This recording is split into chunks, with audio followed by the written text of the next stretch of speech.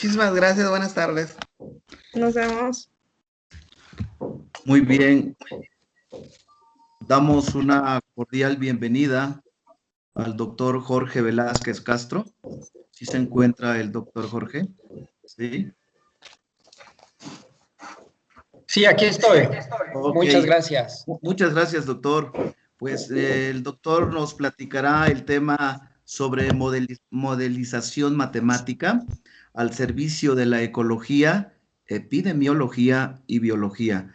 El doctor es profesor en la Benemérita Universidad Autónoma de Puebla, Facultad de Ciencias Físico-Matemáticas. Tiene un postdoctorado en el Departamento de Física en la Universidad de Nottingham, Research Fellow, ¿sí? Y es doctor en Física Estadística en la Universidad Nacional Autónoma de México. Su tesis fue en Física Estadística y tiene una maestría en Física en la Universidad Nacional Autónoma de México. Su tesis es en procesos estocásticos. ¿Sale? Maestra, ¿me escucha? Maestra Patricia. Seguimos el audio, por favor. Licenciatura en Físico, la Benemérita Universidad Autónoma de Puebla. Su tesis en Mecánica Cuántica. Es miembro del Sistema Nacional de Investigadores y dentro de sus productos de investigación están algunos artículos de investigación, algunas tesis de doctorado dirigidas, tesis de maestría dirigidas y tesis de licenciatura dirigidas. Muchas gracias, doctor Jorge. Le saludamos con mucho afecto y sea bienvenido al Instituto Tecnológico de Zacatlán. Muchas gracias. Muchas gracias por la presentación. Y bueno, me da mucho gusto estar con ustedes. Yo voy a platicarles de muchos temas, ¿no? Precisamente para darles un panorama de diversas cosas que se pueden hacer, y de hecho no es extensivo, o sea, no voy a agotar todos los temas que se pueden hacer si ustedes se dedican a las ciencias básicas, ¿no? Yo en particular me dediqué a un área que se llama sistemas dinámicos y sistemas complejos.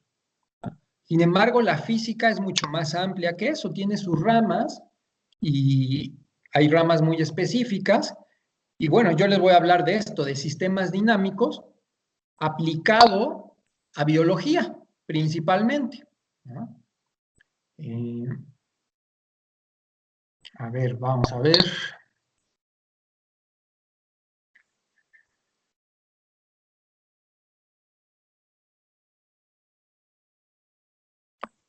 Ok. Bueno. Primero, y voy a ir muy rápido porque son muchos temas. Me quería enfocar más a una visión general. Son muchos temas de lo que hemos trabajado y entonces va a ser como una montaña rusa. Vamos a ver una cosa, un trabajo, vamos a ver otro, ¿no? Entonces voy a estar cambiando, pero muy interesante porque son distintas aplicaciones en biología. Entonces primero voy a empezar con las abejas, ¿no? Tenemos abejas. Y bueno, las abejas, su comportamiento es muy interesante porque forman una sociedad, tienen división del trabajo, ¿no? Así como que se organizan y unas hacen un trabajo, otras hacen otro trabajo distinto, ¿no? Por ejemplo, aquí vemos 3 tipos de abejas, ¿no? La abeja reina, la trabajadora y los drones. Y la abeja hembra es la trabajadora, se le dice la trabajadora porque es la encargada de recolectar recursos para la colmena, ¿no? Entonces, ella va, sale de la colmena, busca flores y trae recursos. Y algo peculiar es que no tienen permitido reproducirse. La única abeja que se reproduce es la reina, ¿no? Claro, eventualmente la reina fue una abeja trabajadora. Cuando a lo mejor murió la antigua reina, por mecanismos biológicos y de hormonas, una sola abeja trabajadora se convierte en reina. Y después de eso, ya ninguna se convierte en reina. Hay mecanismos de control como feromonas, pero también mecanismos sociales que impiden que las otras abejas pongan huevecillos, ¿va? Sin embargo, de repente hay algunas abejas, un pequeño grupo de abejas, que se rebelan, ¿no? Que se vuelven anarquistas. Y es un síndrome en algunas colmenas que se le dice síndrome de abejas anarquistas. ¿Va? ¿Por qué? Porque empiezan a poner huevos. Sin embargo, estos huevos no están fertilizados. Los únicos huevos fertilizados son los huevos de la abeja reina. Entonces, cuando los huevos están fertilizados, pueden nacer tanto machos como hembras. Pero cuando no están fertilizados, solo nacen machos, drones. Y estos drones, cuando se salen del equilibrio en el sentido poblacional, o sea, cuando empieza a haber muchos, pues solo consumen recursos. No van a recolectar recursos como las abejas hembras, ¿no? Y estos pueden generar una inestabilidad en la colmena, ¿no?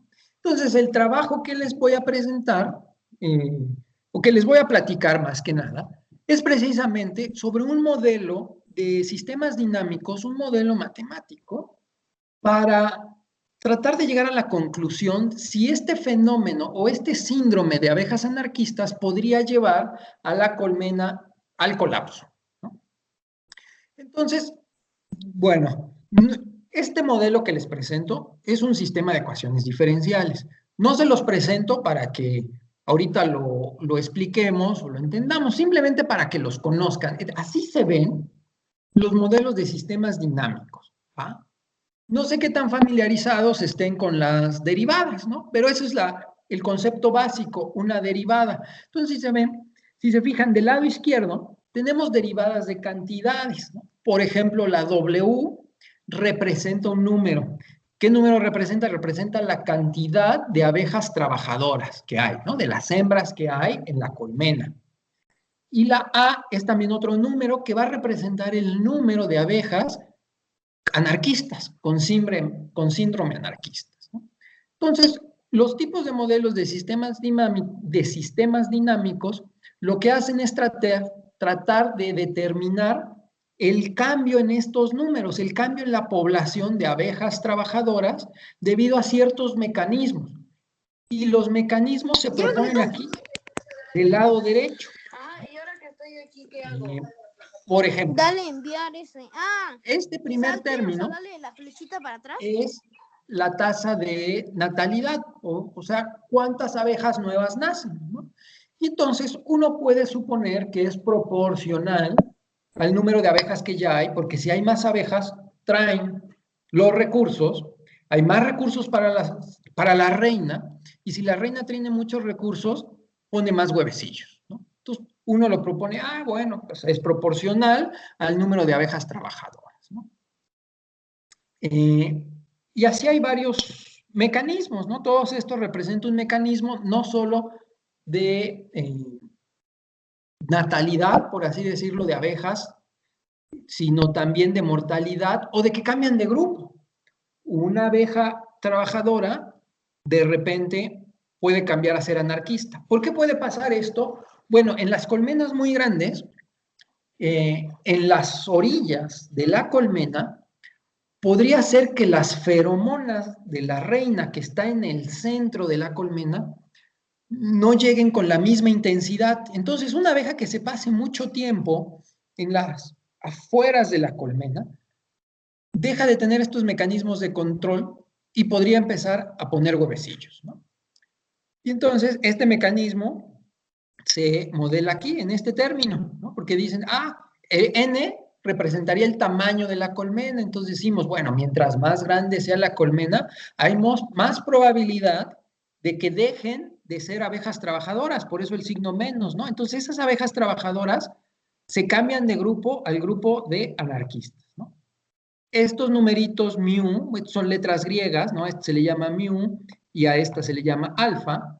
Son tasas, ¿no? Tasas es cuántos eventos suceden por unidad de tiempo, ¿no? Entonces eso podría suceder a cierta cantidad de veces por unidad de tiempo y el efecto del síndrome anarquista se podría volver más grave o más leve dependiendo de esos parámetros, ¿no? Y bueno, este trabajo trató de ver también el efecto de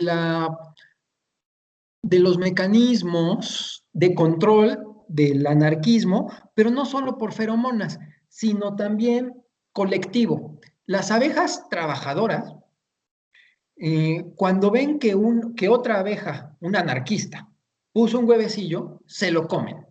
¿Vale? Es un mecanismo de control para tratar de que no nazcan los drones o los machos de esos huevecillos, porque pueden afectar a la colmena. Sin embargo, bueno, todo tiene un costo. Y estas abejas se dedican a comer huevecillos, el tiempo que usan para buscarlos y comérselos lo dejan de trabajar, ¿vale? Y por Doctor, eso tenemos este tipo de términos, ¿no? 1 menos rho, esta letrita que parece una P, es una rho, se llama rho, y es un número, ¿no? Representa un número que no lo estoy dando explícitamente, ¿no? Pero bueno, ahí está, es un numerito, ¿va? Y representa qué tanto trabajo hacen para evitar el anarquismo, es decir, qué tanto trabajo, qué tanto tiempo dedican en comerse a los huevecillos de las abejas anarquistas, ¿no?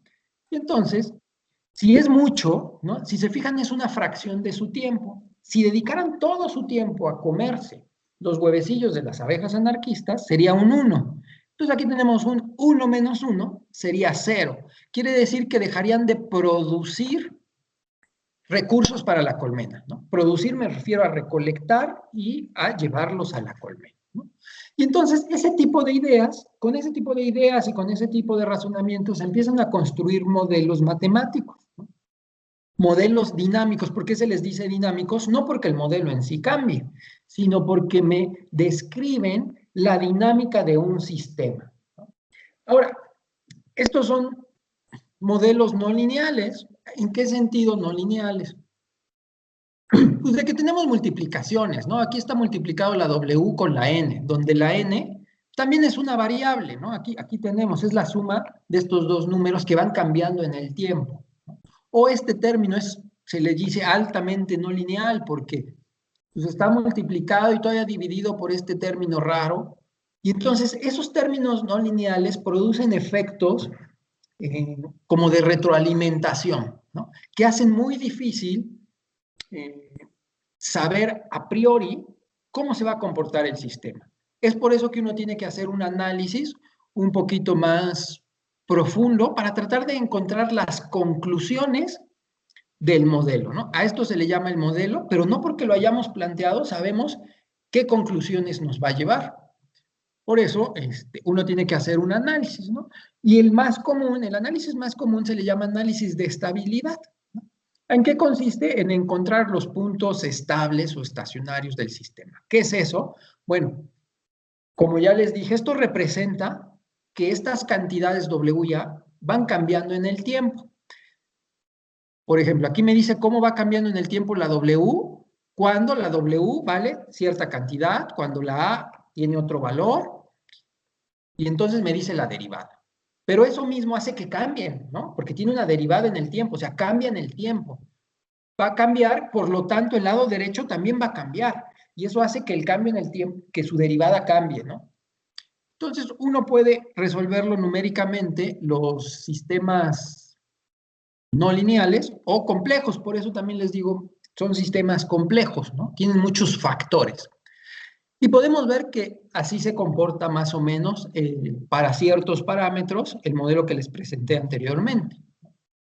La línea azulita es la población de abejas trabajadoras. Y la línea roja es la población de abejas anarquistas. Entonces vemos que cuando pasa el tiempo, se empieza a reproducir las abejas. Bueno, la reina pone huevecillos y se empieza a hacer más grande la colmena. Entonces al principio no hay anarquismo, ¿no? Pero llega un punto crítico en donde la colmena es tan grande que surge el fenómeno del anarquismo, ¿no? Y aquí empieza a aumentar la población de abejas anarquistas, ¿no? Hasta que llega un estacionario, ¿no? Entonces, es a lo que quería llegar para explicar qué es un estacionario. La mayoría de las veces, no siempre, pero la mayoría de las veces uno llega a puntos en donde las poblaciones ya no cambian, ¿no? O el estado del sistema ya no cambia. Por ejemplo, aquí, imagínense que sigue horizontal, horizontal. ¿Qué quiere decir? Que la población se mantiene fija, ¿no? Igual aquí arriba, si se mantiene horizontal, se mantiene fija. A eso se le llama un punto estacionario. Ustedes dirán, ¿por qué punto si es una raya horizontal? Bueno, porque si nos vamos hacia la izquierda, tiene un valor en específico, la variable W, ¿no? La workers, de trabajadoras, es la W, ¿no? Llega y se fija en un solo valor en particular. La A de anarquistas se fija en otro valor particular. Bueno, ese conjunto de valores es lo que le llamo punto, ¿no? Es un punto estacionario porque en esas poblaciones ya no cambian. Si en ese valor está el sistema, ¿no? En ese valor de poblaciones, no va a haber cambios. A eso se le llama punto estacionario. ¿Vale? Ahora, nosotros usamos este modelo para determinar qué tan efectivo es la vigilancia de la trabajadora, ¿no? La vigilancia de la trabajadora es este mecanismo de que se comen los huevecillos de las abejas anarquistas. Y no solo eso, a veces se pelea con ellas y las agrede, ¿no? Entonces, uno puede graficar el estacionario, es decir, cuál sería la proporción de poblaciones de las abejas anarquistas y de las trabajadoras, dependiendo de cuánto tiempo las abejas trabajadoras se pasan buscando huevecillos, ¿no? Se pasan en su vigilancia. Y entonces tenemos estas gráficas, ¿no? Esto, el eje vertical de la línea azul muestra la población de la colmena, la población estacionaria, como la estable. ¿Qué tamaño llegaría a tener la colmena dependiendo de cuánto dedican las abejas a la vigilancia? Y la roja, cuánta productividad tiene la colmena. La productividad es la producción de recursos, ya no la población de abejas, pero cuántos recursos traen las abejas trabajadoras a la colmena, ¿no? Entonces, este resultado fue muy interesante y nos dio mucho gusto obtenerlo cuando vimos que son dos puntos distintos, ¿no? Uno es cuando es más productiva la colmena y un punto distinto es cuando hay más abejas en la colmena. Digamos que de forma intuitiva uno pensaría que tendrían que ser el mismo punto, porque si hay muchos recursos, la colmena crece, ¿no? Es el punto donde hay más abejas, porque tiene más recursos. Pero no sucede así. Entonces, este trabajo, bueno, tiene dos resultados importantes. Uno es que se logró inferir a través de un modelo teórico cuál sería la tasa de vigilancia de las trabajadoras. O sea, no se observó directamente, ¿no? O sea, no se estuvo filmando a la colmena y se estuvo viendo la fracción de tiempo que las abejas pasan recolectando huevecillos o buscando huevecillos de las anarquistas, sino más bien por un principio de optimización, porque ese es un principio básico en ecología, la optimización de recursos para hacer más resiliente a la población. Si nosotros tuviéramos otras abejas que no se comportaran como el óptimo, o sea, el óptimo me refiero a donde está el valor de Rho que alcanza el máximo de esta curva, se morirían porque estas les ganarían el mandado. Estas sobrevivirían cuando hay escasez de recursos. Para robárselo. Tenemos dos máximos, ¿no? Entonces, eso nos llama la atención porque eso crea un nuevo concepto. A ver, la teoría tradicional de la evolución nos dice que es que los valores de los parámetros de las especies son tales que optimizan su supervivencia. Pero ¿cuál de estos dos optimizará su supervivencia, ¿no?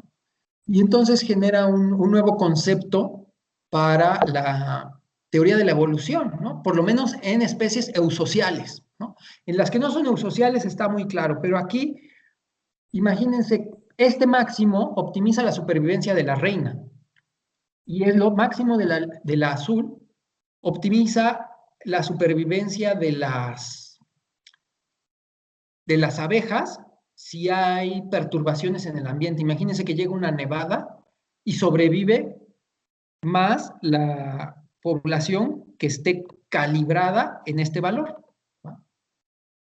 Pero aquí entra una pregunta de investigación que pues, este trabajo abrió, ¿no? ¿Cuál será el real? ¿Cómo evolucionaron las abejas para optimizar este punto, optimizar la población de abejas o optimizar la seguridad de la reina, ¿no?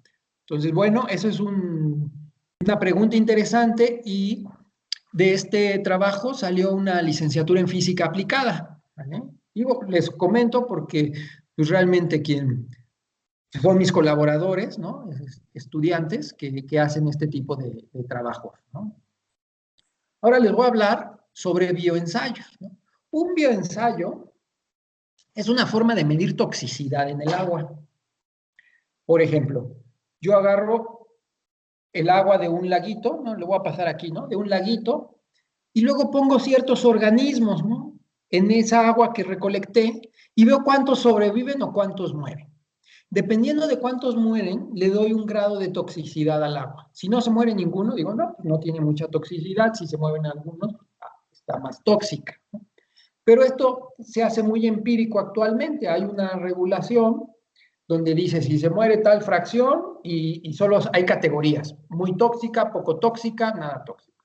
Nosotros quisimos ir un poco más y cuantificar estas medidas. Entonces hicimos un modelo dinámico del ciclo de vida de la Daphnia magna, porque la Daphnia magna se usa precisamente para bioensayos. Y también tiene un ciclo de vida bastante peculiar y complejo, ¿no? Porque está una Daphnia, ¿no? Si no tiene estrés la Daphnia, ¿a qué me refiero con estrés? Con que no hay tóxicos en el agua o está a temperaturas que le acomodan, ¿no? Pero principalmente los tóxicos. Si no hay tóxicos, se reproduce sin aparearse, ¿no? Y produce puras hembras, ¿no? Por partogénesis. Pero si hay estrés, empieza a poner huevecillos y los huevecillos nacen machos, que a su vez se aparean con las hembras que hay y luego nacen nuevas dafnias, ¿no? Entonces es un ciclo bastante peculiar porque a veces producen machos y a veces no, dependiendo del estrés que está sintiendo la población de dafnias. Entonces, hicimos un modelo igual en sistemas de ecuaciones diferenciales de todo este fenómeno. Entonces, solo se los presento para pues, que lo vean, ¿no? Que lo conozcan y vean cómo luce, ¿no? Y con este modelo hay un parámetro por aquí metido, que es la R, precisamente, que mediría la toxicidad. Sería el ciclo de vida de la Daphnia dependiendo de la toxicidad. Y entonces pudimos hacer este tipo de gráficas. Dado una toxicidad, ¿no? Aquí está un R, me predice más o menos cuántas Daphnias hembras hay, cuántas Daphnias que están produciendo huevos haploides, así se les llaman los huevecillos haploides, y cuántas Daphnias machos y cuántos huevos hay. ¿Vale? Si cambiamos la toxicidad, pues hay otra distribución de poblaciones.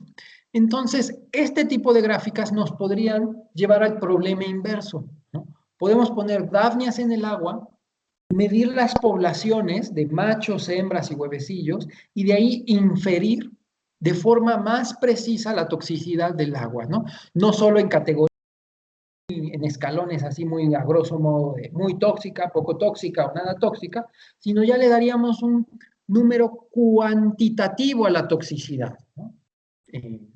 Bueno, este trabajo lo hice con mi colaborador y estudiante, Germain, ¿no? También él sacó una tesis de matemáticas aplicadas. Ahora, hay otro tipo de modelos también, computacionales, ¿no? Entonces, imagínense que nosotros quisiéramos modelar la población de árboles, ¿no? Entonces, un modelo, pues es este dibujito, ¿no? Ese es un modelo, ¿no? Simplemente es muy complicado, ¿no? Entonces, tenemos que irlo simplificando para poder manejarlo, ¿no? Lo que hace bueno un modelo es que sea lo suficientemente sencillo para poder manejarlo sin que pierda las propiedades que quiero estudiar, ¿vale? Las propiedades del sistema que quiero estudiar, ¿no? Entonces, imagínense, aquí tengo un bosque, ¿no? Entonces decimos, no, está muy complicado, vamos a quitar cosas que no nos interesan, ¿no? Le quitamos el pasto porque lo que yo quiero estudiar son los árboles. Y luego decimos, bueno, vamos a dividir el suelo en cuadritos, ¿no? Un mallado, ¿no? Ahí están las mallas y los cuadritos. Pero se sigue viendo muy complejo este modelo, ¿no? Entonces, vamos a quitar unos árboles para que no nos estorben, pero no vamos a quitar la información de dónde estaban. Entonces, si se fijan, aquí en estos cuadritos que dejé dibujados, es la posición donde estaban los árboles. Entonces, sigo manteniendo la información de la posición. Y luego ya quitamos todos para que no nos estorben las hojas. Y entonces, puedo tener este modelo del bosque, ¿no? Aunque parezca una malla, bueno, es una abstracción del bosque, ¿no? Donde en los cuadritos pintados representan árboles y los vacíos, pues, no hay nada, ¿no? Y bueno, hay unas ardillas y unos conejos ahí, pues esperemos que no se coman a los árboles, pues los quitamos, ¿no? Entonces, con esta abstracción puedo ya crear un modelo dinámico, ¿no? Puedo decir, a ver, ¿cómo podrían reproducirse los árboles? Bueno, este árbol puede arrojar semillas, ¿no? A sus alrededores, pero si la semilla cae muy cerca de un árbol, de otro árbol, se va a morir porque no va a tener recursos. El árbol que ya está ahí va a jalar todo el agua y el sol y la luz, entonces la semillita no va a tener ni sol ni agua para crecer, entonces se va a morir. Entonces solo va a lograr crecer si cae en algún cuadrito blanco, ¿no? Entonces es el tipo de cosas que se modela aquí, por ejemplo. NI es el árbol de la especie I, ¿no? I es una especie de árbol. La etiquetamos por un número. B es como cuántas semillas arroja por unidad de tiempo. Y esto es la fracción del espacio vacío, ¿no? 1. Si no hubiera otros árboles, este ρ sería 0, ¿no? Y entonces, pues, la probabilidad de que nazcan estos nuevos árboles, pues es 1, ¿no? Pero le tenemos que restar la probabilidad de que caigan sobre uno de estos cuadritos vacíos. Pero también se mueren los árboles, entonces este es un término de mortalidad, ¿no? La D es tasa de mortalidad. Y también compiten por recursos, es decir, esta tasa de mortalidad se ve aumentada por la competencia, es decir, este naranja, este arbolito naranja, a lo mejor es la especie naranja, compite con este arbolito de especie verde, y como están muy juntos, pues compiten por el agua, ¿va? Y entonces van a tener menos agua o menos sol en la copa del árbol. Eso hace que sean más vulnerables a perturbaciones del ambiente y mueran más pronto, más jóvenes, ¿no? Entonces, este parámetro C cuantifica la competencia, ¿no? Y tiene subíndices porque pues podemos etiquetar muchas especies. Aquí estoy dibujando 2, ¿no? La naranja y la verde, pero pueden ser 5, a ver, podemos modelar 5 o 10 especies en el mismo bosque. Este es un modelo de competencia tradicional y bueno, se puede convertir así. Entonces, igual, encontramos los estacionarios, decimos, a ver, ¿cuándo ya no cambia la población, no? Este lado es una derivada. Aquí hay un puntito, eso es otra forma de escribir derivada, ¿no? El cambio de algo con un puntito arriba se puede escribir, ¿no? Siempre y cuando le digan antes al que se lo van a mostrar que eso significa el puntito, ¿no?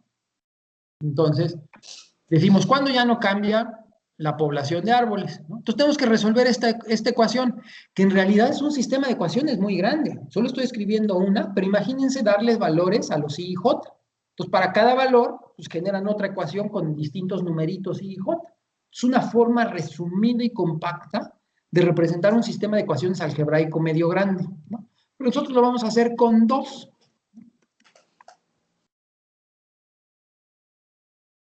Entonces se pueden encontrar los estacionarios y se tienen este tipo de expresiones, ¿no? Donde la B y la C son parámetros del modelo, ya no son variables, no son las cantidades que cambian, son los números fijos, ¿no?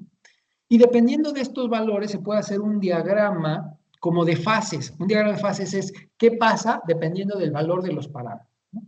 Por ejemplo, en el eje horizontal, uno tiene un parámetro, en el eje vertical tiene el otro parámetro D, que es la tasa de mortalidad de la especie 2, o el parámetro de competencia, ay, no me deja bajar, Y entonces, dependiendo del valor de D y de la C, que es la competencia entre ellos, puede sobrevivir la especie 2, ¿no?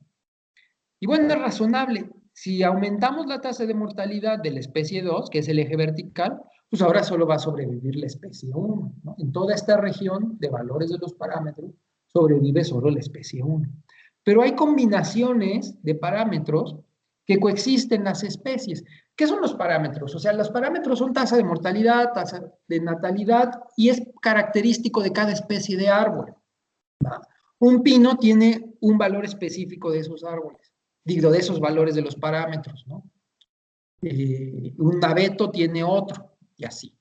Entonces, aquí uno podría, cada puntito aquí representa una especie, entonces uno aquí podría inferir qué especies sí pueden coexistir, ¿no? A ver, ¿qué especies puedo plantar en un bosque, en un parque, y sí van a coexistir, y no se me va a morir una o la otra? Entonces, aquí vemos cuáles especies pueden hacer eso.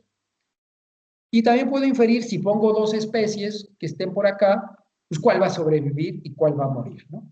Y hay otra región muy interesante que se llama Founder Control, que es control fundacional, y representa que sobrevive la que empezó con mayor población inicialmente. O sea, puede a veces ganar uno o ganar la otra, pero gana quien empezó con mayor población al inicio de que las plantamos, ¿no? Bueno, todo esto se puede sacar de forma analítica, es decir, con hoja y papel y arrastrando el lápiz. Pero lo que es más difícil es, ok, para sacar esto se asumió que las semillas se dispersan por todo el bosque. ¿Qué pasa si hacemos un modelo más realista donde las semillas no se dispersan por todas partes, tienen un rango de dispersión? Ese problema ya es muy complicado y se tiene que resolver numéricamente, es decir, con la computadora. Y para eso se pueden hacer modelos de agentes individuales, ¿no? Modelos de agentes individuales, aquí está, que representa que en la computadora uno simula el comportamiento de cada árbol, o sea, no el crecimiento ni nada, sino los parámetros que estoy representando, ¿no? Es tal cual la imagen que les describí antes, de que dispersaba semillitas, pues uno las programa en la computadora, ¿no? De hecho, lo que estamos viendo acá es la malla del suelo, donde cada píxel representa la posición de un arbolito, ¿no? En un bosque. Y entonces uno deja pasar esta simulación con el tiempo y se empiezan a formar patrones, ¿no? Y dependiendo de los parámetros se forman unos patrones o otros, porque a veces se forman clúster de unos árboles y a veces de los otros árboles. ¿Por qué es importante esto y por qué es importante? Porque un problema básico y fundamental en ecología es ¿por qué vemos tantas especies en los bosques y en las selvas? ¿No? Hay un principio básico en ecología que es que no pueden sobrevivir más especies que el número de recursos que hay en el lugar. Y las plantas tienen solo 3 recursos, solo necesitan 3 recursos: espacio, agua y sol. En principio, si siguiéramos al pie de la letra ese principio ecológico, solo tendría que haber 3 especies en un bosque. Y no es cierto, hay cientos. Entonces, un problema fundamental en ecología es saber por qué hay tantas especies. Entonces, se buscan mecanismos que propicien la coexistencia para explicar lo que está pasando, ¿va? Y entonces, aquí explica uno de los posibles mecanismos que hacen que haya coexistencia de especies. Es decir, que el rango de dispersión de las semillas no sea infinito, no sea a todo el bosque, sino este rango finito de dispersión de las semillas permite que haya clústeres o grupos de especies donde localmente se cumple este principio ecológico, pero se forman parches donde permiten distintas especies coexistir en un panorama más grande, ¿no? Esto también se puede hacer el mismo diagrama de fases que se encontró analíticamente con la computadora. O sea, se hacen cientos de simulaciones en la computadora. Cada puntito de estos son un conjunto de simulaciones, porque tenemos que simular un bosque, pero no solo uno, muchos bosques para después hacer el promedio y sacar una conclusión, porque cada simulación tiene estocasticidad, tiene parámetros estocásticos, ¿no? ¿Cómo empezó el bosque? Y ciertas perturbaciones. Entonces tenemos que hacer un promedio. Entonces cada puntito son muchas simulaciones y luego tenemos que repetirlas variando los parámetros de las simulaciones para construir este diagrama de fase, ¿no? Entonces, este es el que sí conocemos, el que se sacó analíticamente, se hizo con simulaciones y coincide. Eso nos dice que nuestro programa está bien. ¿Eh? Pero entonces después a las simulaciones le agregamos este nuevo factor, que es que las semillas no se dispersan por todas partes, y encontramos que hay una región de coexistencia donde la teoría analítica nos decía que no. ¿Ah? Entonces, no es que esté mal la teoría analítica, sino se asumió que las semillas se dispersan por todas partes. Sabiendo que no se dispersan por todas partes, vemos que sí hay un mecanismo que aumenta la posibilidad de coexistencia, ¿no? Ahí aquí. Entonces, sacó en un artículo durante mi postdoctorado. ¿No? A ver, está tardando mi compu. Muy posiblemente viene una gráfica así medio complicada, por eso no quiere cambiar.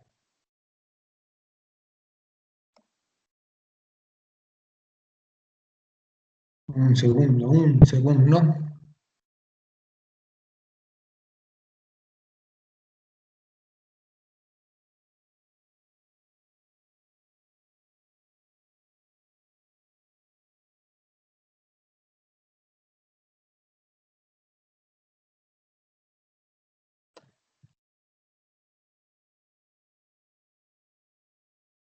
Ya está, ya cambió. ¿No?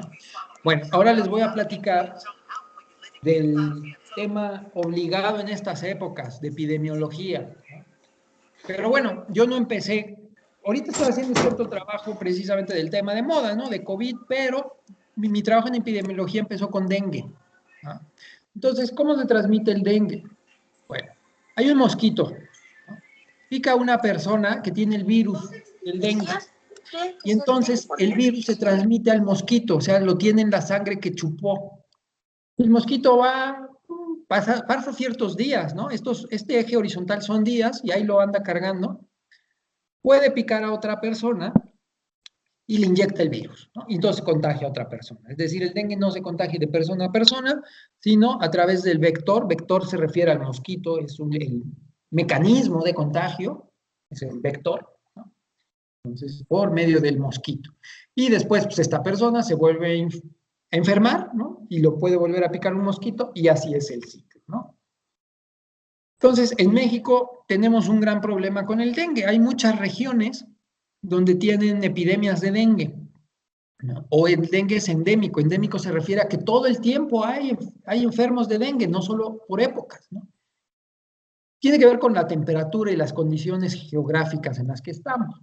Entonces, este es un ejemplo de cuántos casos hay en México y vemos que aumenta en cierta época del año, ¿no? El eje horizontal es la semana epidemiológica, ¿no? Entonces, vemos que en algunas semanas hay un brote. Entonces, nosotros quisimos ver, oye, pero pues, ¿a qué se deben estos brotes? Que no en todas las épocas hay la misma cantidad, ¿no? Entonces, pues hay varias hipótesis, ¿no? Uno puede ser porque aumente la población de mosquito, por la temperatura, ¿no? A veces cuando hace más calorcito le gusta más al mosco y ahí se reproduce más. O capaz que cambia de comportamiento el mosquito, ¿no? Que pica más la hembra, porque solo la hembra pica, en una época del año, ¿no? Ya sea por las lluvias, por la temperatura, ¿no? O por lo que cambia en las épocas del año. O incluso puede ser por la que cambia las rutinas de las personas.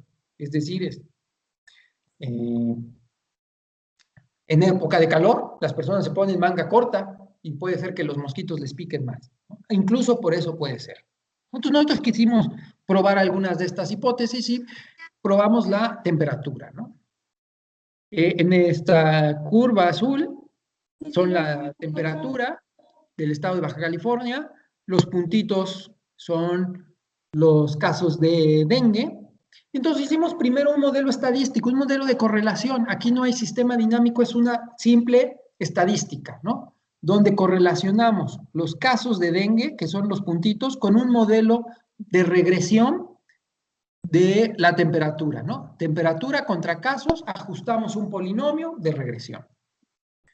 Y luego, como verán aquí, pues parece que está desfasado, ¿no? Cuando hay máxima temperatura, pues no luego hay los casos de dengue, hay un desfase de algunas semanas. Entonces también probamos esta correlación desfasando el tiempo y encontramos que la mayor correlación,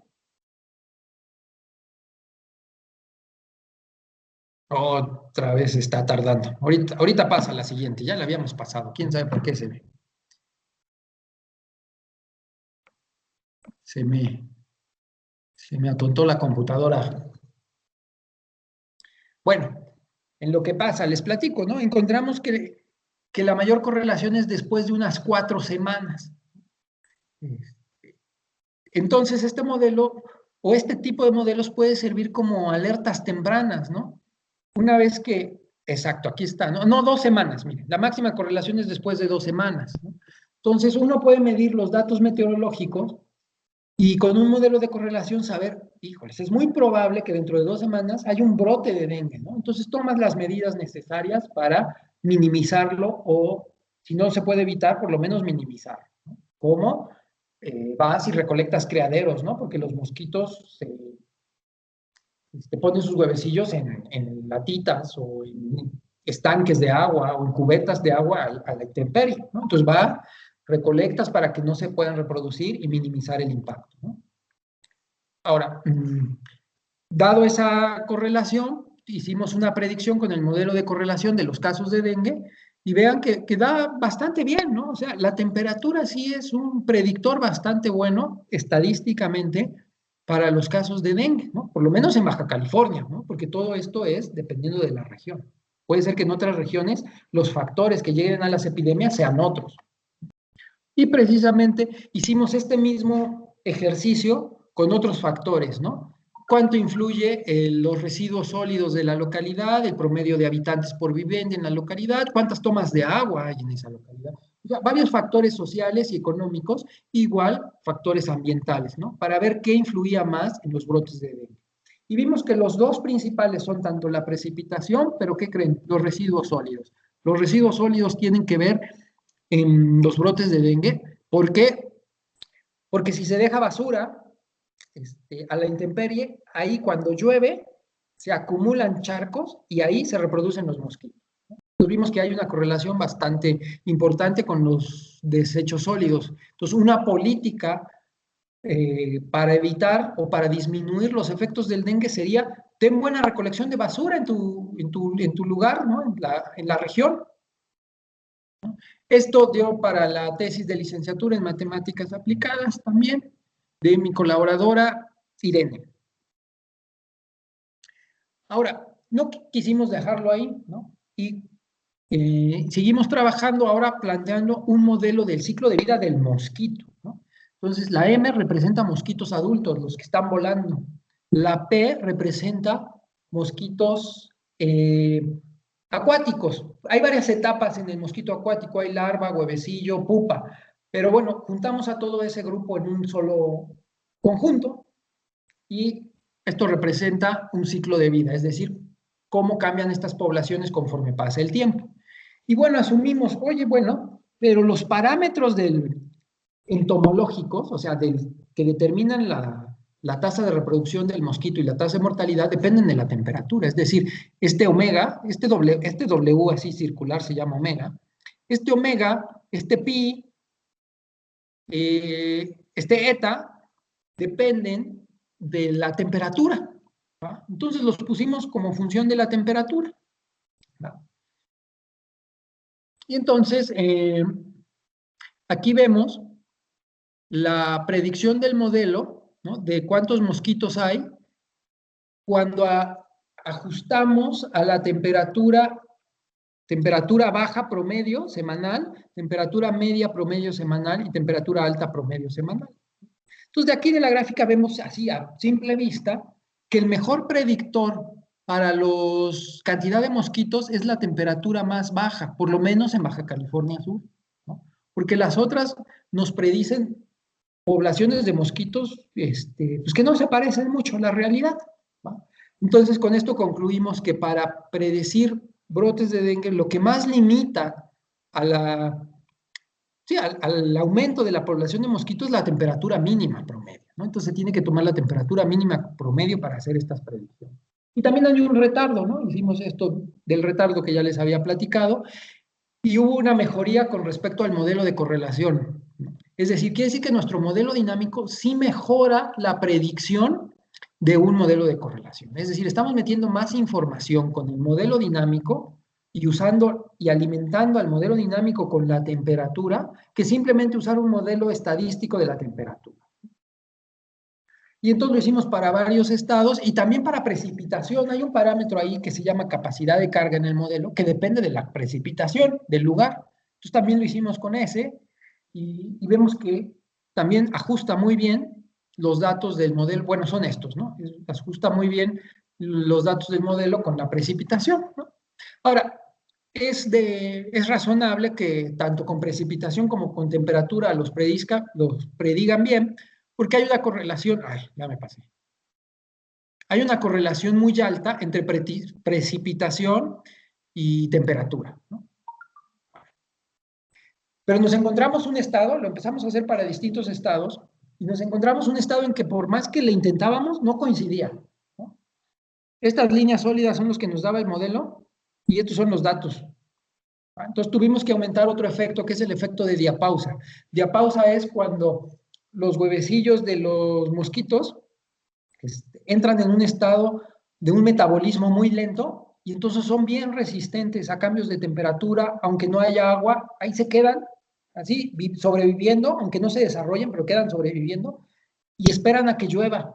Llueve, les cae agüita y continúan su desarrollo, ¿no? Metimos ese factor en el modelo y va, nos dio, ¿no? Entonces quedó padrísimo, porque entonces ya podemos decir que en Michoacán uno de los principales factores para que haya brotes de dengue o que haya muchos mosquitos es la diapausa. Entonces ahí uno puede sugerir medidas de prevención para eliminar criaderos, o sea, latas, tanques, lavarlos, aunque no sea época de lluvias, aunque no tengan agua, decir, puede haber huevecillos ahí pegados en los bordes, hay que lavarlos porque aquí en Michoacán va a llover y eso se van a producir. Si no, no habría brotes de mosquitos y de dengue aquí. ¿Ah? También con esto se sacó un artículo con un estudiante de doctorado. Y luego, bueno, también queríamos ver efectos espaciales, ¿no? Porque estos modelos que les he estado platicando son como en una región, en una localidad, pero luego hay efectos de que las personas viajan, ¿no? Imagínense que alguien vive aquí, le pica el mosquito y luego va a un lugar muy industrializado y a lo mejor aquí no hay mosquitos, entonces no va a contagiar nada, pero a lo mejor visita a su amigo en otra colonia y a lo mejor ahí también hay mosquitos y ya contagió a la otra colonia, ¿no? Son efectos no triviales, ¿va? Los de la movilidad. Entonces los tratamos de implementar por un enfoque que se llama de metapoblaciones. Si uno quisiera ver exactamente seguir cuál es la trayectoria de una enfermedad, ¿no? De una epidemia, persona por persona, se llaman redes, necesita uno usar algo que se llama redes de contacto. ¿Qué son las redes de contacto? Pues es que yo me tengo que acordar, por ejemplo, en la semana pasada, con qué personas tuve contacto. ¿No? Entonces, una red no es otra cosa más que pelotitas, así, ¿no? Nodos y palitos que unen esos nodos. Entonces, en las redes de contacto, los nodos representan personas y los enlaces contactos, ¿no? Entonces, uno podría decir que la enfermedad se va transmitiendo en esa red con los que uno tuvo contacto. Pero en la práctica eso es bien difícil. ¿Quién se acuerda de todos los contactos que tuvo? Ahora, eso en un experimento a lo mejor te acuerdas, ¿no? Te previenen, oye, tienes que acordarte de todos tus contactos. Pero en la vida real, en las personas, no sabemos su red de contactos, ¿no? Se han hecho experimentos donde les ponen GPS, pero son mecanismos controlados dentro de hospitales. En la práctica eso es muy difícil. Además va cambiando esta red de contactos con el tiempo. Nuestros amigos de antes no son los de ahora. Entonces, un paso intermedio es no usar algo tan detallado como la red de contactos, sino como redes metapoblacionales. Es decir, ahora los nodos son grupos de personas, ¿no? Las personas que viven en la colonia A, las personas que viven en la colonia B o en la región B. Dentro de estas colonias los modelamos como si estuvieran todos en contacto con todos, ¿no? Un modelo de los que les presenté antes, que no tienen estructura espacial. Pero pueden viajar a otras zonas, a otras regiones, y esos son los nodos de otras regiones. A este tipo de modelos se les llama metapoblacionales, ¿no? Puede ser de distintas escalas en una sola región o incluso de países, ¿no? Donde cada nodo represente una ciudad, ¿no? Entonces, esta es la visión de una red donde estos son grupos de personas y los enlaces van a representar contagios, ¿no? Al principio uno pensaría que, y lo más natural es pensar que es movilidad de las personas, pero nosotros quisimos darle un enfoque de contagios, ¿no? La intensidad del enlace, porque le podemos dar un valor a este enlace, un numerito para decir qué tan fuerte es ese enlace, va a ser el número de contagios. Pero los contagios no se llevan entre personas y personas, entonces necesitamos otra red paralela a esa que represente las poblaciones de mosquitos, ¿no? Entonces, los contactos se llevan entre individuos de una población y los mosquitos que hay en esa población. Y posiblemente individuos de otra población y los mosquitos de distintas poblaciones porque viajaron, aunque lo que representan estos enlaces van a ser número de contagios, ¿no? Y entonces uno los empieza a etiquetar, ¿no? Vamos a darle un numerito a este enlace, ¿no? Que va a ser, y le dimos de nombre R, ¿no? Que representa un número. Va a ser el número de contagios que los humanos, por eso tiene una H aquí arriba, que los humanos de la región 9 generan en mosquitos de la región 8, ¿no? Y así para todas las flechitas, ¿no? De tal forma que con esos numeritos uno puede proponer índices de riesgo, ¿no? ¿Cuántos? Nosotros propusimos 3 índices de riesgo de transmisión, es cuánto va a transmitir un nodo a otro, o sea, qué tan importante es un nodo en la red, en la estructura de la red, para que se propague la enfermedad. Índice de transmisión de vectores, ¿no? Es qué tan importante es que un mosquito esté infectado en cierta región, porque a lo mejor en una región no hace muchos estragos, ¿no? No se propaga tanto la enfermedad como un mosquito en una región donde pasan muchas personas y es una zona comercial, ¿va? Y un índice de vulnerabilidad, ¿va? Pero, como le dimos nombres, pero todavía no tenían numeritos, ¿no? Para poderle dar numeritos, necesitamos plantear un modelo, igual de estos de sistemas complejos o sistemas dinámicos, ¿no? Entonces, esto es un modelo, es un poco grande, de sistemas de ecuaciones para modelar una epidemia. Esta S representa a las personas susceptibles de la región I, ¿no? La H representa humanos, I son los infectados de la zona I, y R son los recuperados, ¿no? Porque el dengue te recuperas y si no te da el mismo serotipo, no te vuelve a dar, ¿no? Si te da otro, te da más grave, pero el mismo no te vuelve a dar. Y este S sub M representa susceptibles de los mosquitos, o sea, son susceptibles a contraer el virus, ¿no? Todavía no lo contraen. Y es que ya tienen el virus, ¿va?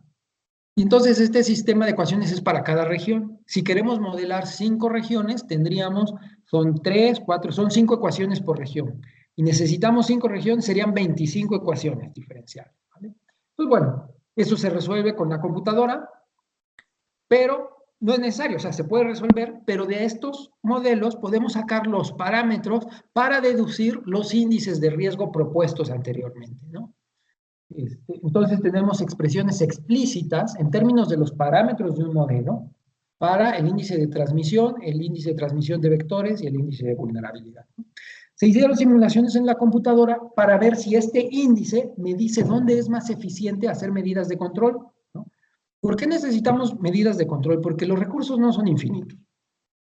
Uno bueno, la población no tiene recursos infinitos para eliminar todos los criaderos de todas partes. Entonces necesitamos enfocarnos a qué lugar voy que va a tener más impacto mi campaña de prevención del dengue, ¿va? Y no solo en ese lugar, sino en la red completa, ¿no? Y ese tipo de simulaciones se hicieron acá, donde se probaron varios tipos de redes, o sea, varios tipos de redes, me refiero a, se conectan los nodos con distinta probabilidad, ¿va? Y entonces, efectivamente, si se hacen estrategias de control en el nodo de índice más grande de riesgo, la epidemia se reduce, ¿no? Y aquí también el índice de mayor riesgo es el rojo y vemos que la epidemia se redujo si se hizo el control ahí, a diferencia si se hace el control en otro nodo, ¿no?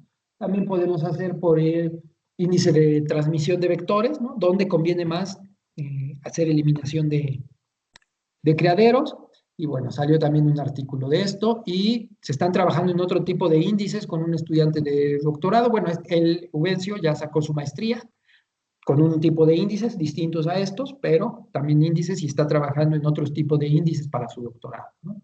También sacó Juan Pablo su licenciatura en física proponiendo índices muy interesantes. Él los propuso dividió a la población en adultos e infantes, ¿no? Entonces, con esta estructura vio que era más eficiente aislar a los infantes cuando van a la escuela. Entonces dijimos, bueno, ¿dónde conviene cerrar las escuelas para no cerrar las escuelas en toda la región, solo algunas? ¿Cuáles son las de más impacto, no? Cosas así.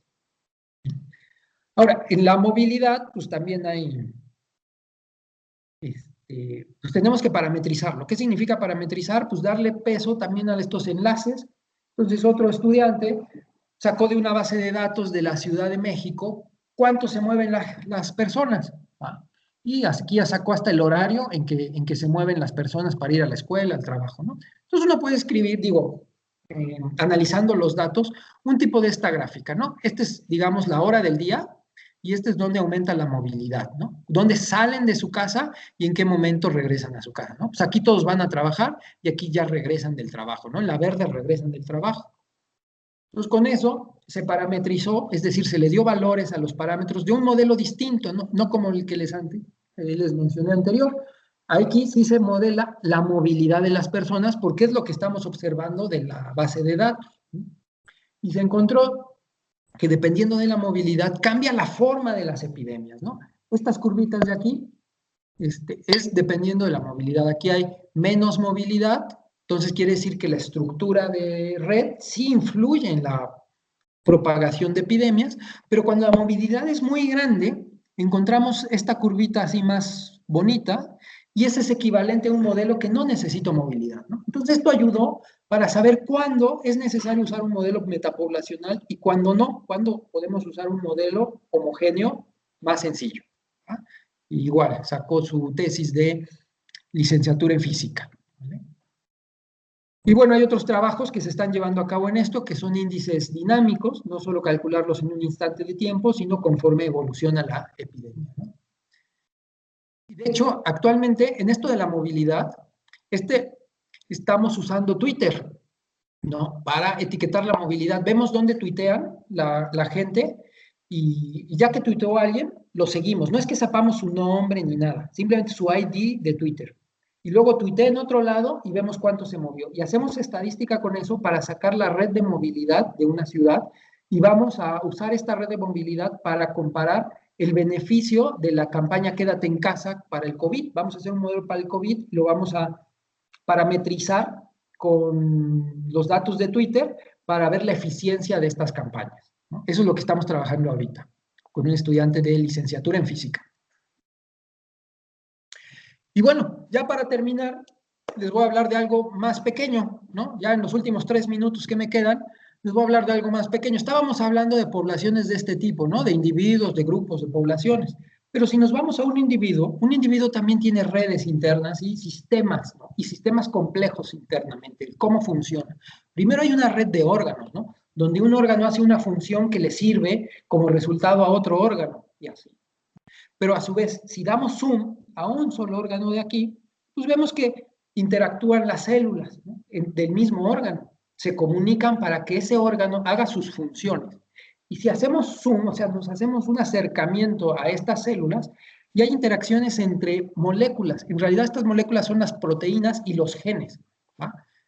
Esto funciona que si hay cierta proteína en la célula, activa ciertos genes o los inhibe. Entonces, si activa unos genes, este gen produce nuevas proteínas que a su vez activan otros genes o los inhiben. Entonces, hay una red bastante complicada de interacciones que se les llaman redes de regulación genética.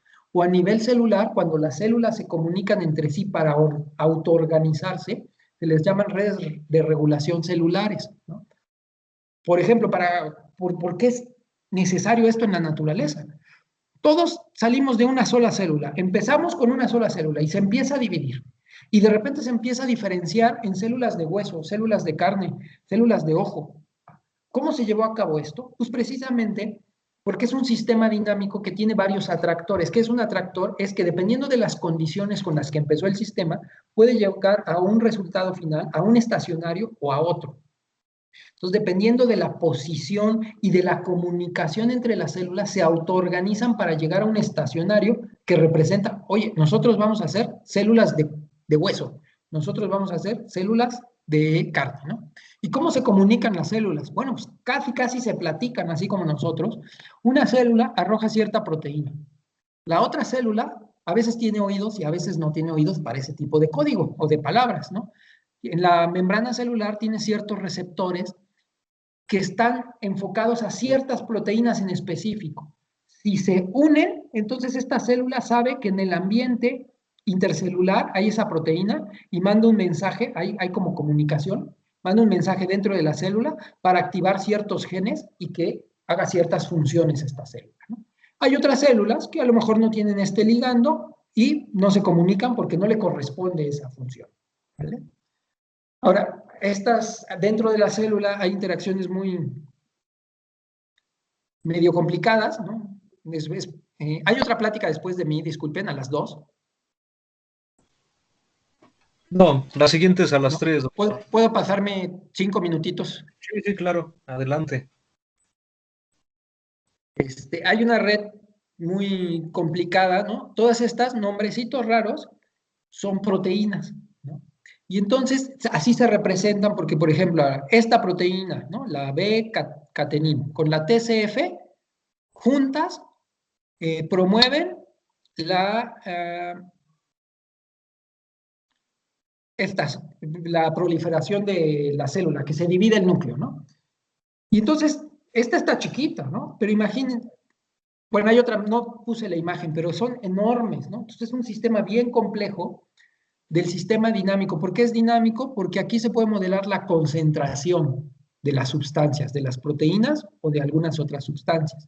Entonces, cuando hice este trabajo, me asocié con un investigador del Instituto de Fisiología que él hace experimentos, mide el calcio dentro de las células y hace terapia fotodinámica. ¿Qué es la terapia fotodinámica? Bueno, a unas células les inyectan una sustancia especial que se activa cuando le echas luz.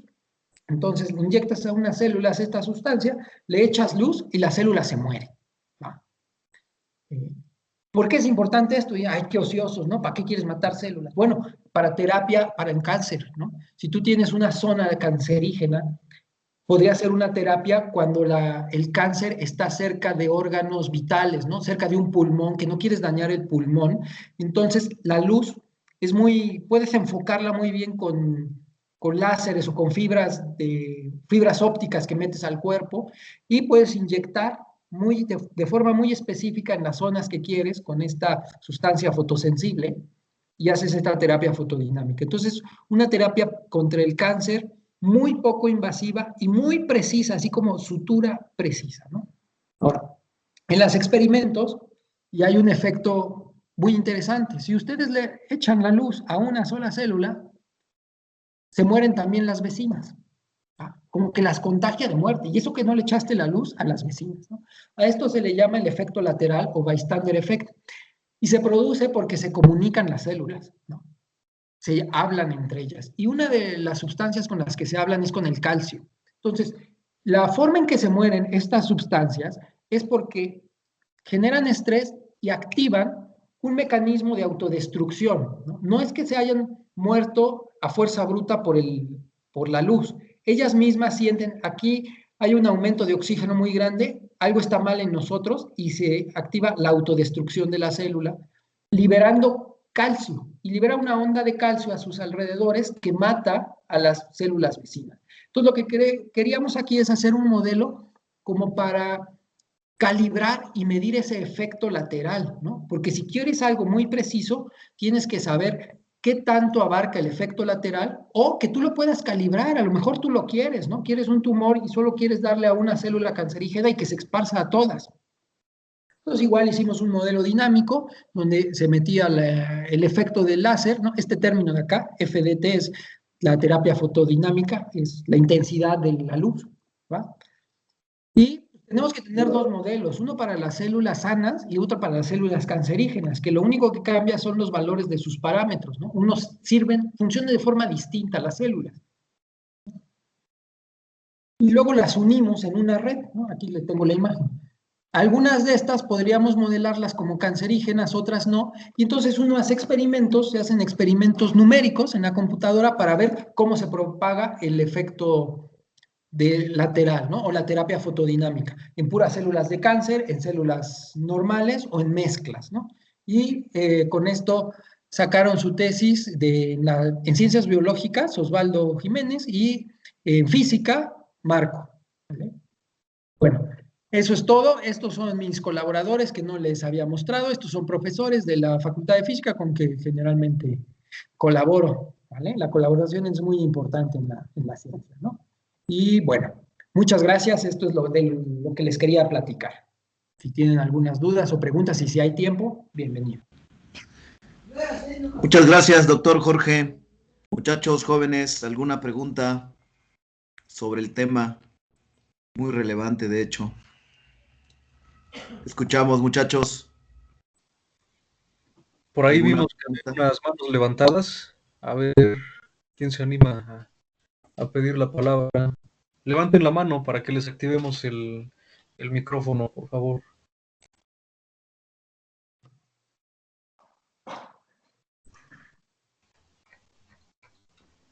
Fernando, escuchamos.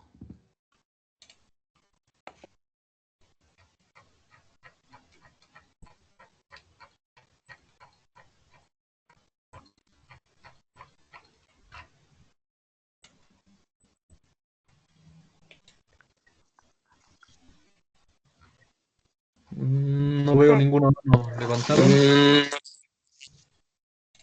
Fernando Escalona. Leonardo Palacios. A Leonardo, a ver, me parece que ya está activo su micrófono. Tiene la mano levantada Fernando Escalona. Ajá, Fernando, lo puede activar. Puede activar su micrófono ahí.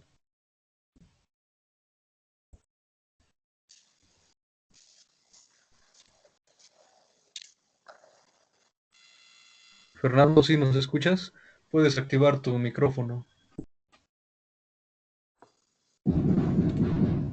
No se escucha, Fernando. A lo mejor tienes desactivado tu micrófono. Ya el puto fin.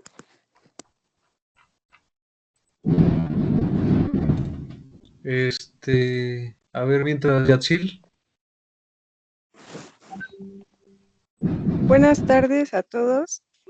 Bueno, yo más que pregunta es un comentario con respecto a que, bueno, si estoy en lo correcto, por favor me pueden indicar. Siempre cuando se realiza este tipo de análisis o investigación, cabe mencionar que se busca resolver una problemática o darle solución, por así decirlo. No sé, ingeniero Jorge, si estoy en lo correcto, siempre se parte de un problema o de una situación que está afectando pues a la comunidad. Bueno, en este tipo de ciencia que tiende a ser aplicada, sí, pero tampoco es ley. O sea, a veces uno quiere resolver cuestiones enigmáticas o aumentar el conocimiento, pero sí, en el fondo siempre hay una motivación de que ese conocimiento pueda ayudar en algo, que tenga relevancia, ¿vale?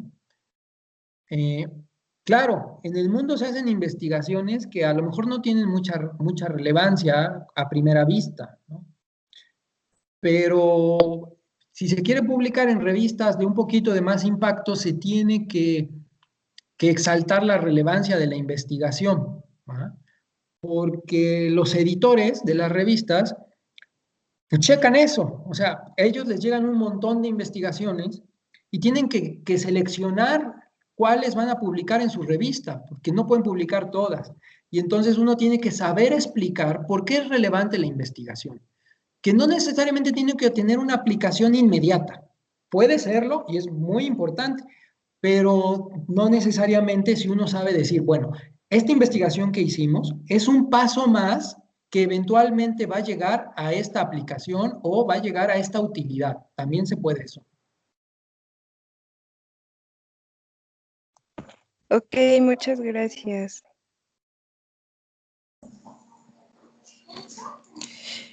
Emanuel Ortiz tiene la mano arriba, adelante.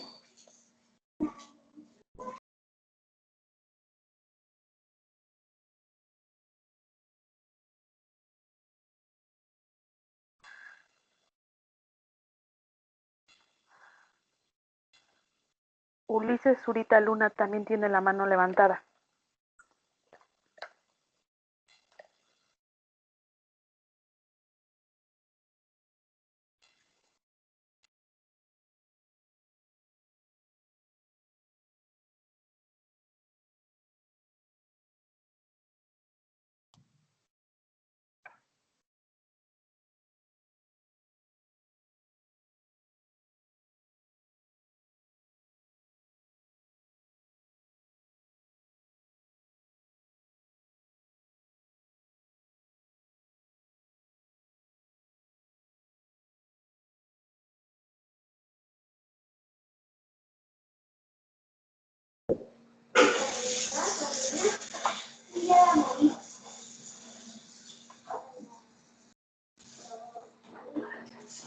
Ulises.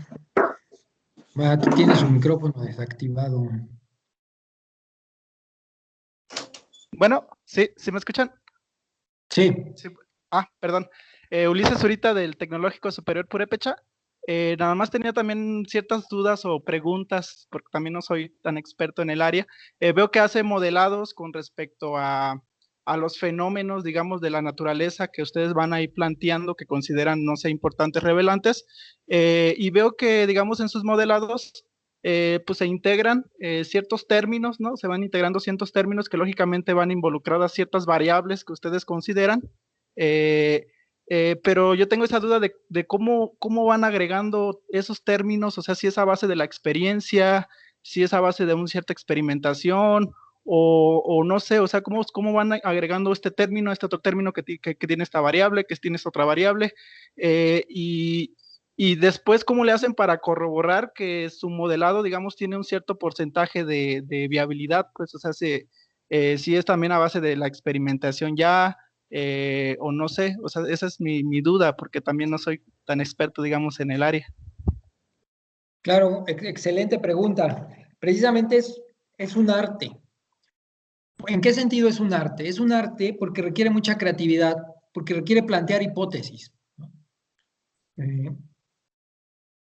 Por ejemplo, ¿por qué aumenta la población de mosquitos en unas épocas y no en otras, ¿no?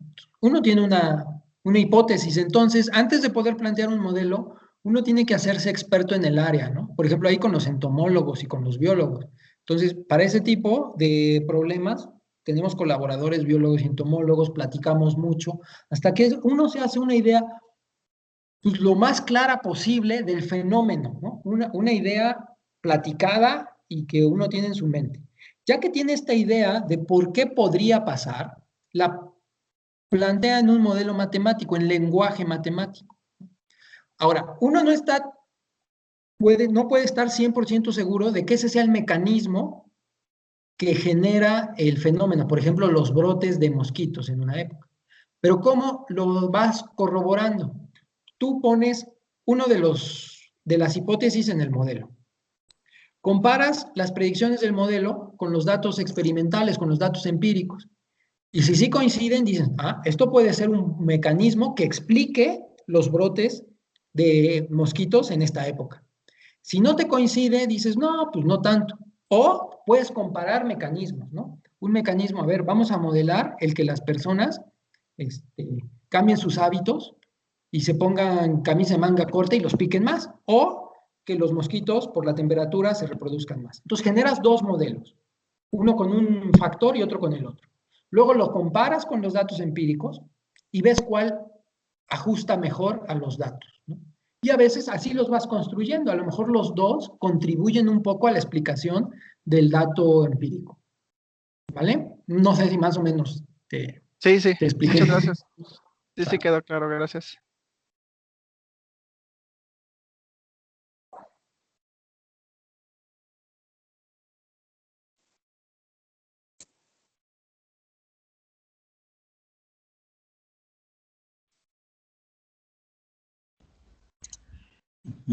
Muy bien, ¿alguna otra pregunta, jóvenes?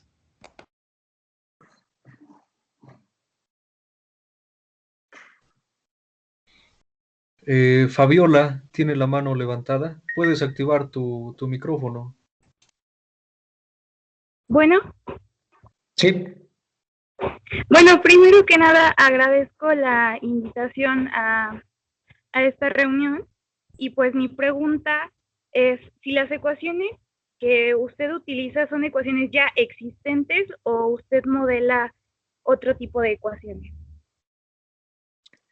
Eh, bueno, eh, la teoría de estas ecuaciones ya está, ¿no? Los métodos de solución ya están, pero nosotros las proponemos. La forma explícita, los modelos, nosotros los proponemos, ¿vale? Dependiendo del fenómeno que queramos describir.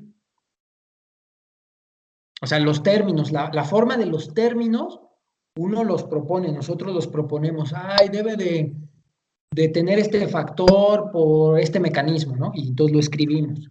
Y luego analizamos el resultado o las consecuencias de haber tomado en cuenta ese factor en el fenómeno.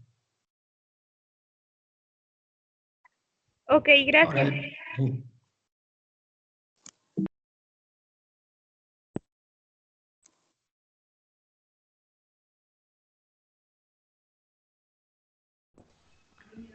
Muy bien, ¿alguien más, muchachos, jóvenes?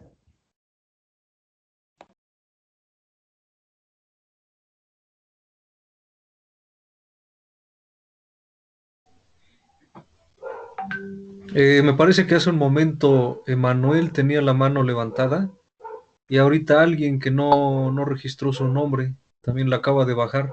Pueden activar su micrófono y preguntar. Buenas tardes. Buenas tardes. Disculpa, ¿cuál es la hipótesis más congruente que usted tiene para respecto al tema? ¿Cuál tema? Porque hablé de muchos.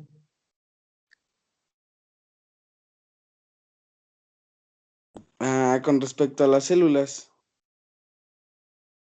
Bueno, la hipótesis precisamente es que el calcio, la mitocondria guarda mucho calcio, es una bolsita llena de una concentración de calcio muy grande en la célula.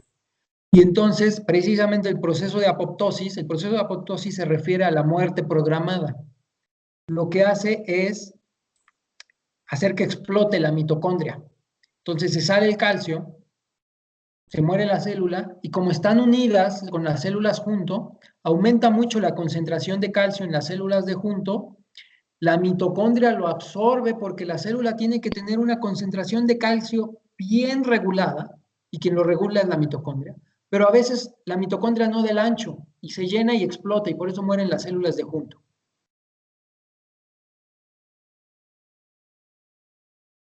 Ok, muchas gracias.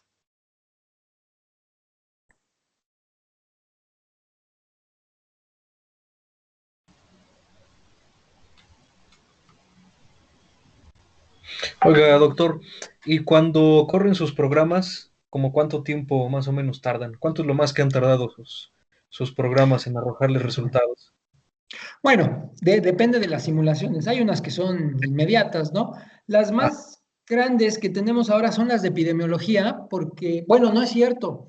Las de la coexistencia de especies de árboles, la del diagrama de fases, esas sí me llevaron, cada puntito tardaba así como 2 o 3 horas, ¿no? Entonces, llenar toda esa rejita de simulaciones sí me llevó un par de semanas o varias semanas, ¿no? Esas las que hice en el postdoctorado. Y últimamente las más grandes que he hecho son de epidemiología, porque tenemos que poner muchas zonas y muchas regiones, pero no son tan grandes como las de modelos de agentes individuales. Estas de epidemiología llevarán, no sé, unas 3 horas, ¿no? ajá, bueno, sí, ¿y en qué programas ocupan para hacer sus Sí, simulaciones? Mis primeras simulaciones, precisamente unas de ecología, las hacía en C, en lenguaje de programación C, pero últimamente las de epidemiología ya las estamos haciendo en Python. Más que nada me introduje a Python porque en la facultad me dijeron que era muy como que sencillo de explicar, ¿no? A los estudiantes, ¿no? Entonces, pues como uno involucra a los estudiantes en su investigación, pues trata de poner las cosas más sencillas para que se incorporen, ¿no? Y entonces empezamos a usar Python, pero es muy bueno, tiene las librerías estas de NumPy que lo hacen también muy, muy rápido y eficiente, ¿no? Y los códigos no son tan grandes como los de C, entonces me ha agradado Python. Ajá, es como que muy intuitivo, ¿no? Exacto, sí. Sí. Y digamos, hablando de la parte de relacionar diferentes disciplinas, o sea, mencionó biólogos, médicos, hay físicos, matemáticos ahí. La parte de los computólogos, por ejemplo, los programadores, qué tanto necesitan ahí dentro de este tipo de trabajos? Sí, mira, depende del tema o del problema que uno quiera abordar. Si es un tema de biología, pues uno necesita un biólogo para que a uno le enseñe el tema, para no tener que cursar toda la carrera para aprender lo que ellos saben, ¿no? Entonces, pues, te juntas, te vas a tomar un cafecito, ¿no? Con ellos, para que te platiquen, te digan sus hipótesis, qué es lo que se cree en el mundo de la biología al respecto. Luego, matemáticos y físicos para hacer la modelación y también computólogos para hacer la programación, ¿no? Luego, los matemáticos también ayudan mucho en hacer análisis más teórico de las ecuaciones que resultan, ¿no? ¿Cuántos puntos de equilibrio tienen? Si son estables, cosas más teóricas sobre el sistema, ¿no? Para saber si está bien planteado o no, si es congruente. Los físicos somos más de las simulaciones y la parte intuitiva de plantear los términos, ¿no? El físico tiene mucha intuición sobre los mecanismos subyacentes, ¿no? Entonces puede plantear los términos de la ecuación. Y los computólogos, pues para hacer códigos más eficientes, y últimamente empezamos a trabajar con redes neuronales para trabajar problemas inversos, ¿no?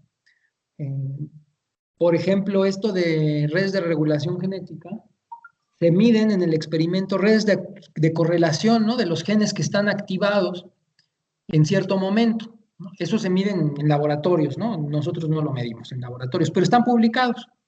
Y entonces nosotros quisiéramos, va a ser el tema de tesis de doctorado de un estudiante, ver si podemos a través de esos datos deducir el sistema dinámico, ¿no? Porque unos datos son como de correlaciones entre genes, ¿no?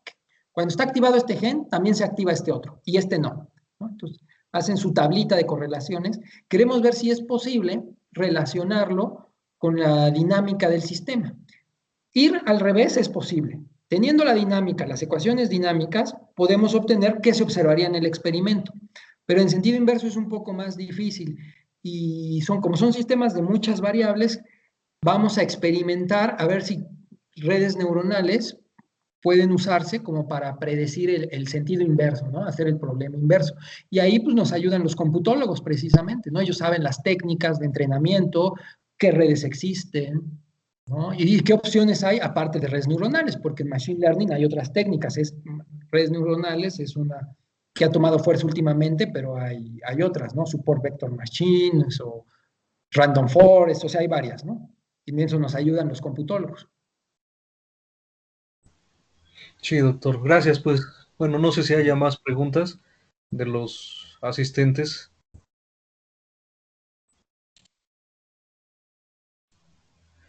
Alim Cruz Santiago, puedes activar tu micrófono. Sí, mi pregunta es, ¿cuál podría ser un factor limitante o el principal factor limitante a la hora de realizar este tipo de investigaciones?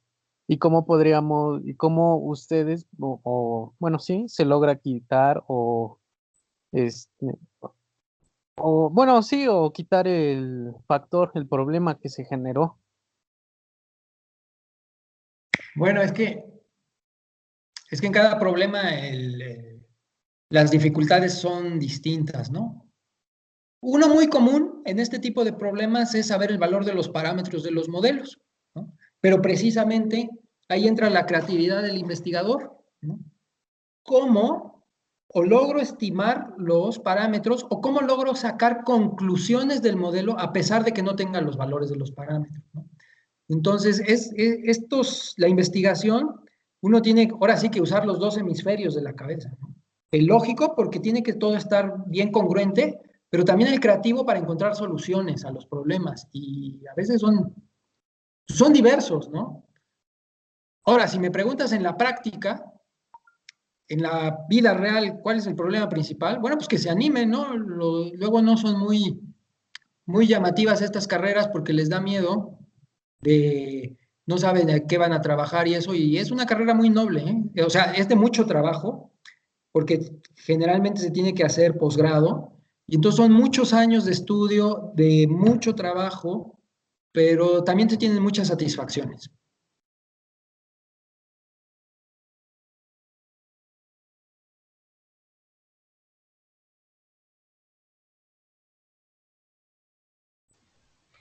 ¿Alguna otra pregunta? Ulises Zurita, puedes activar tu micrófono. Sí, con respecto, bueno, ligando la pregunta anterior, tengo una pregunta con respecto a, bueno, toda esta investigación que realizan y demás, por parte de la simulación y demás, ¿puede realizarse investigación meramente con conocimientos y demás, o sea, meramente todo teórico, como mencionas, no sé, sabiendo parámetros y eso, o a fuerza se tiene que tener un laboratorio donde se haga experimentación para comprobar que, no sé, para poder comprobar eso, o meramente se puede hacer todo mediante pura simulación, únicamente abordando, digamos, los temas? No, pues se puede hacer teoría, ¿no? Es que hay varias corrientes, ¿no? Bueno, varios enfoques, ¿no? Uno puede hacer pura teoría e incluso sin simulaciones, ¿eh? Así con lápiz y papel y que se saquen conclusiones, se puede. A quien le gustan las simulaciones, pues lo complementa o se enfoca un poco más a las simulaciones, que son como experimentos, les llaman in silico, ¿no? En la computadora, ¿no? Para sustentar algunas propuestas de hipótesis, ¿no? Pero también pues algo muy bueno es tener tu laboratorio, ¿no? Cuando tienes tu laboratorio, pues claro que se puede hacer investigación porque experimentas con la naturaleza directamente, ¿no? Pero se puede, tanto teóricamente, teórica con simulaciones, solo experimentos o mezclando todos, ¿no? Y se puede pura teoría o pura teoría, pero se asocia, es decir, tiene colaboraciones con alguien que tenga experimentos. No necesitas tú solamente tener tu laboratorio, puedes asociarte con alguien que tenga un laboratorio, ¿no? Gracias. ¿Alguna otra pregunta?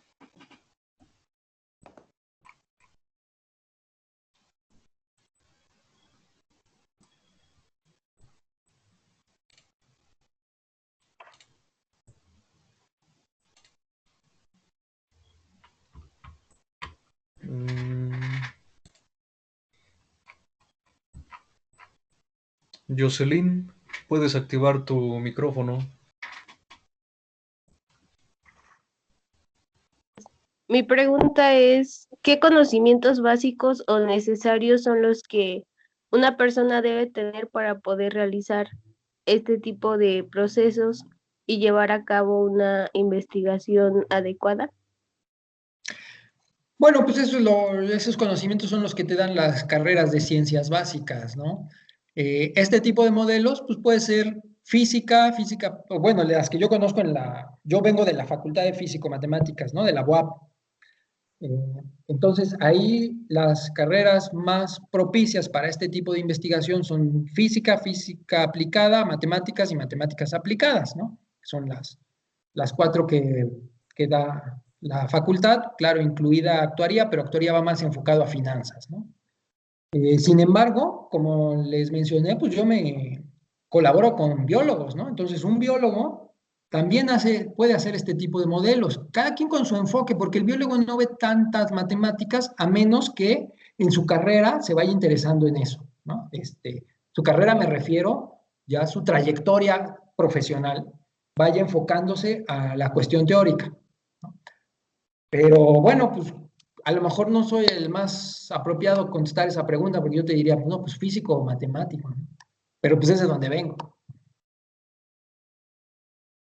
De acuerdo, muchas gracias.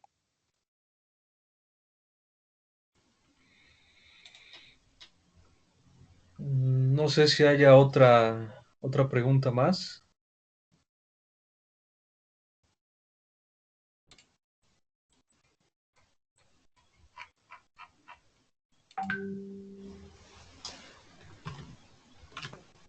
Muy bien, creo que ya no. Muchachos, ¿alguna pregunta más? Escuchamos.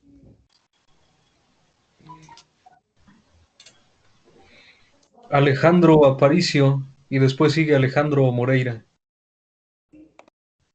Gracias. Buenas tardes, doctor, primeramente. Buenas tardes. Y como tal, pregunta no es simplemente es un reconocimiento personal de un alumno a un doctor. De verdad se me hace muy interesante todo el tema que toca y la manera en la que lo explica. Realmente para muchos se les puede hacer un tanto tedioso, también pues me incluyo. Y pues todo este tema de peras y manzanas, arbolitos y todo el rollo, se me hace muy atractivo. Y pues nada, simplemente agradecerle la información que nos comparte y pues darle también una felicitación, ¿no? Por estar aquí. Muchas gracias y enhorabuena. Muchas gracias, Alejandro, muchas gracias.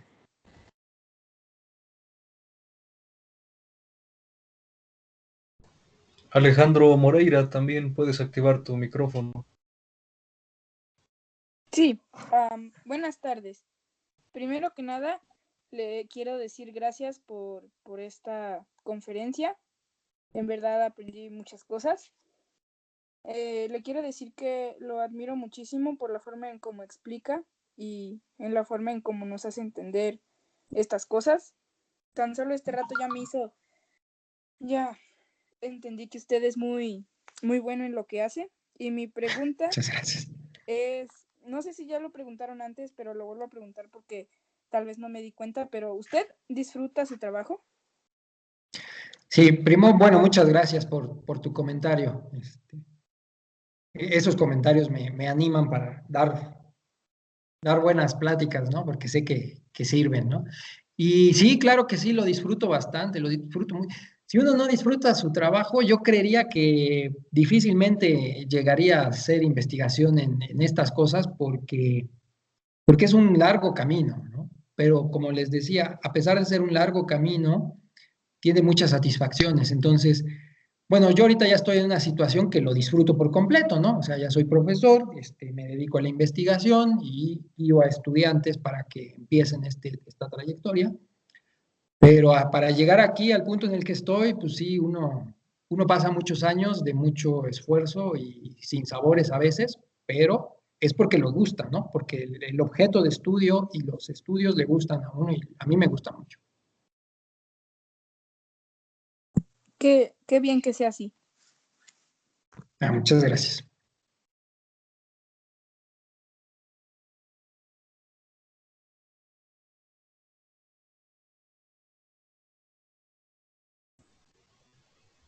No sé si haya una última pregunta o ya no.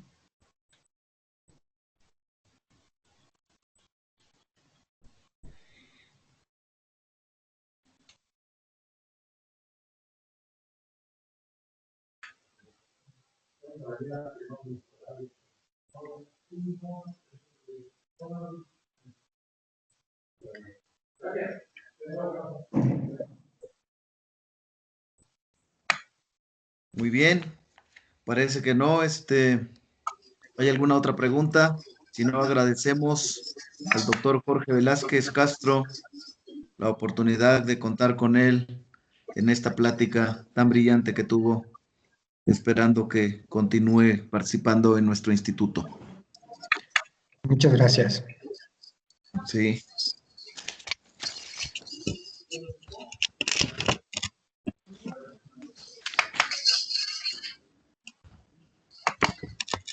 A ver, tomo la palabra, por favor.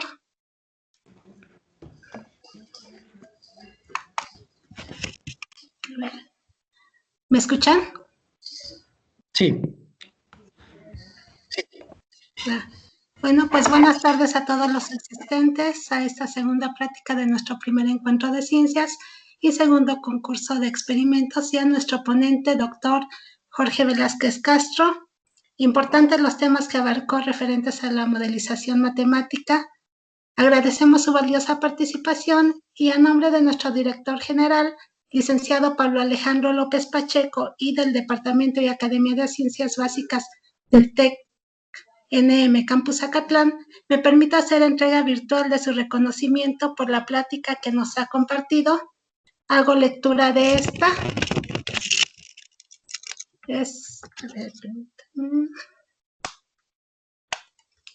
El Tecnológico Nacional de México, a través del Instituto Tecnológico Superior de la Sierra Norte de Puebla, otorga el presente reconocimiento al doctor Jorge Velázquez Castro por su entusiasta participación como ponente de la plática Modelización Matemática al servicio de la ecología, epidemiología y biología, en el primer encuentro de ciencias y segundo concurso de experimentos realizado del 25 al 27 de noviembre en línea, organizado por el Departamento y Academias Básicas de este instituto. Heroica Ciudad de Zacatlán, Puebla, a 25 de noviembre de 2020. Creatividad y tecnología para la excelencia de México. Firma el licenciado Pablo Alejandro López Pacheco, director general. Doctor, muchas gracias y esperamos tener la oportunidad de coincidir en próximas ocasiones y nos pueda compartir su experiencia y conocimiento. Un abrazo. Muchas gracias también a ustedes por la invitación. Gracias. Maestro Muchas Chacón, gracias, le dejo la doctor. palabra. Gracias.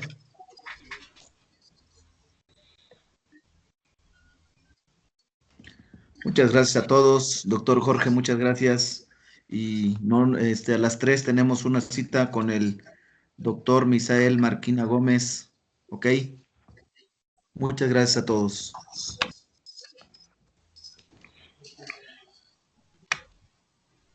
Nada más, por favor, a los que se encuentren todavía, si son tan amables de activar su cámara para tomar una fotografía.